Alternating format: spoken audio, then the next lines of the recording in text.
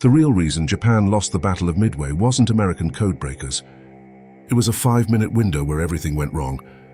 One decision, one delay, and 4 carriers turned into fireballs. Joe Rochefort ran the code-breaking unit. His team worked 20-hour shifts in a basement at Pearl Harbor. They were reading Japan's JN-25 naval code. Not fully, not cleanly, but enough.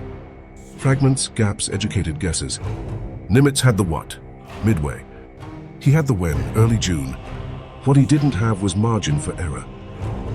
If Rochefort was wrong, Nimitz would be sailing his only 3 carriers into a Japanese ambush in the middle of the Pacific. No backup, no second chance. The entire Pacific fleet would be on the ocean floor. Nimitz bet everything on a basement full of cryptographers. Rochefort in his bathrobe and slippers, he literally wore slippers to work. Close-up of decoded message fragments. The famous AF is short on water confirmation flashing on screen.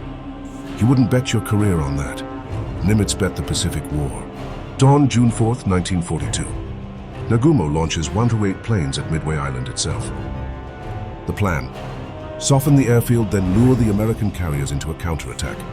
The strike hits Midway hard, but American fighters and anti-aircraft fire shred the Japanese attackers. Midway's runway survives. Then Nagumo gets a scout report. American carriers spotted. Here's where it gets lethal.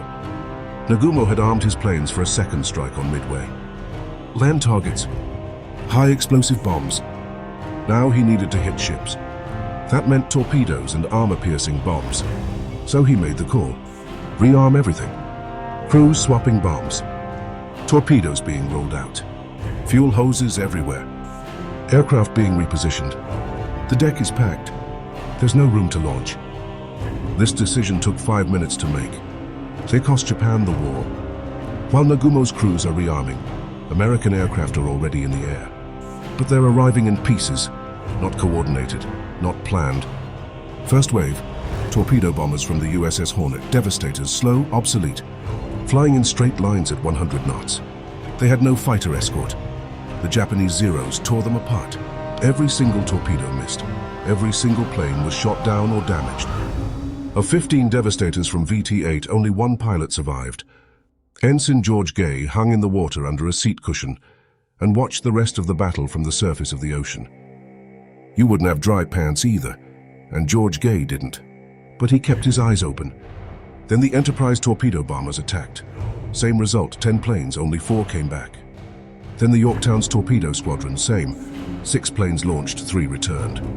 3 waves of torpedo bombers. 0 hits, 41 American airmen dead. The Japanese pilots cheered on the decks. Their Zeros had annihilated everything thrown at them. Their combat air patrol was at low altitude, chasing the last torpedo bombers down to the deck.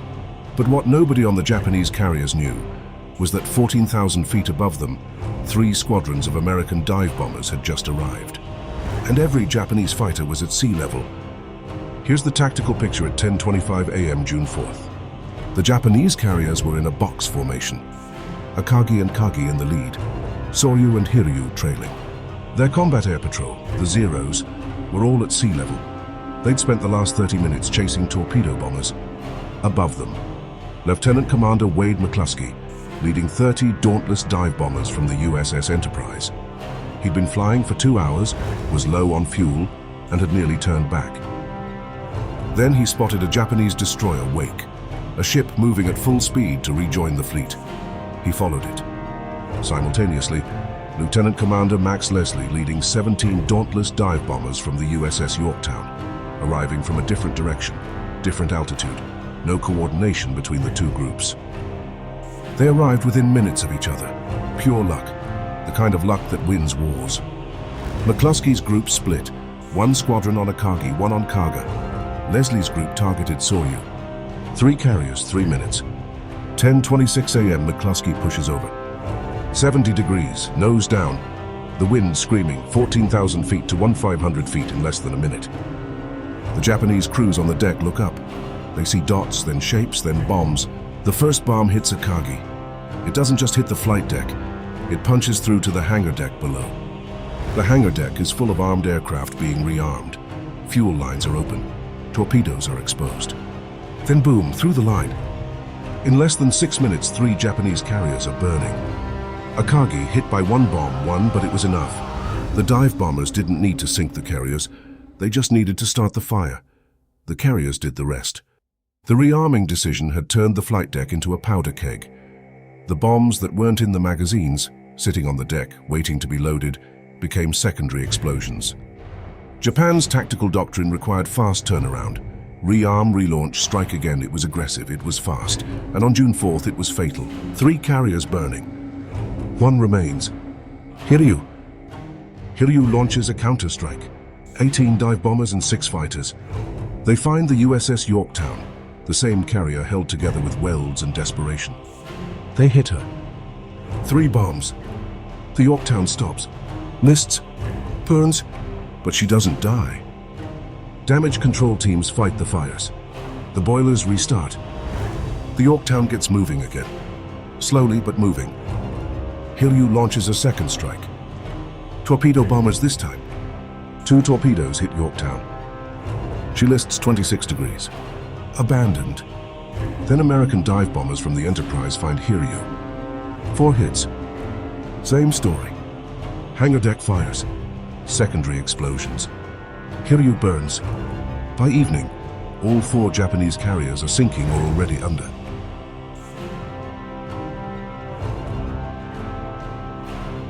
Four carriers, 248 aircraft. Hundreds of veteran pilots Japan could not replace. That's the number that matters. Not the ships, the pilots. Japan's pilot training pipeline took years. The pre-war veterans, the ones who struck Pearl Harbor, who dominated the first 6 months of the Pacific War. Most of them died at Midway, or in the following months. Japan couldn't train replacements fast enough. The US could. American factories were producing carriers. American training schools were graduating pilots by the thousands. The industrial gap was permanent. Midway didn't end the Pacific War. That took 3 more years, island by island from Guadalcanal to Okinawa. But Midway was the hinge. Before June 4th, Japan was advancing. After June 4th, Japan was retreating. And it never stopped. The Battle of Midway came down to 5 minutes. 5 minutes where American dive bombers arrived at the exact moment Japanese defenses were on the deck. 5 minutes where the rearming decision turned carrier decks into powder kegs. 5 minutes that reversed the Pacific War. If you want more tactical breakdowns like this, subscribe. Next week, we're breaking down how Hannibal encircled 80,000 Romans at Cannae with fewer men. It's worse than you think.